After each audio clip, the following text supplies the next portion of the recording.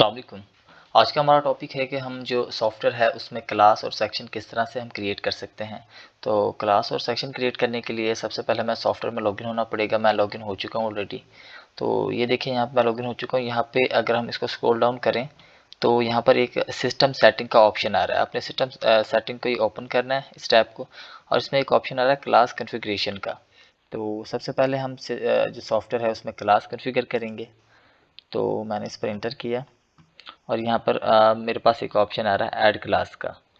तो मैं यहाँ पे ऐड क्लास करता हूँ। तो यहाँ पर देखें ये कुछ डिटेल्स आ गई हैं क्लास की। ये क्लास कोड है और ये क्लास नेम है। तो यहाँ पर मैं क्लास कोड में फ़िलहाल 1 ही दे रहा हूँ।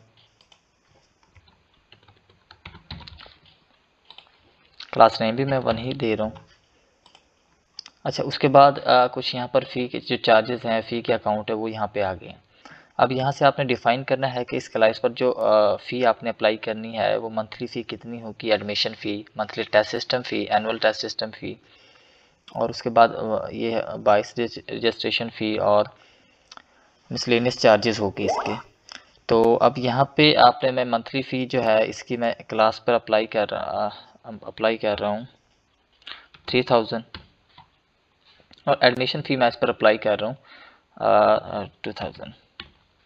उसके बाद एनुअल और मंथली टेस्ट सिस्टम फ़िलहाल मैं इस पर अप्लाई नहीं कर रहा, ये सिर्फ एज अ डमी मैं आपको बता रहा हूँ। तो इधर से मैं इसको सेव कर दूंगा।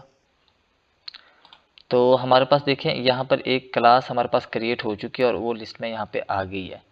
तो क्लास जो है जब क्रिएट करने के बाद हमें क्लास का जो सेक्शन है वो लाजमी डिफ़ाइन करना होता है।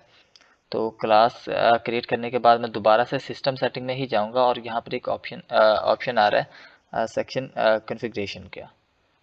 तो सेक्शन कॉन्फ़िगरेशन मैंने यहाँ पे करनी है, तो मैं इसको क्लिक करता हूँ और सेम एज इट इज़ जैसे क्लास हमने क्रिएट की थी ऐसे ही जो है ये सेक्शन हमने क्लास के अकॉर्डिंग जो है सेव करना है। तो सिलेक्ट योर क्लास, क्लास मैंने यहाँ से सिलेक्ट करनी है 1 क्लास, और क्लास का जो सेक्शन कोड है वो मैं फ़िलहाल ए ही दे रहा हूँ और सेक्शन नेम भी मैं ए ही कर रहा हूँ।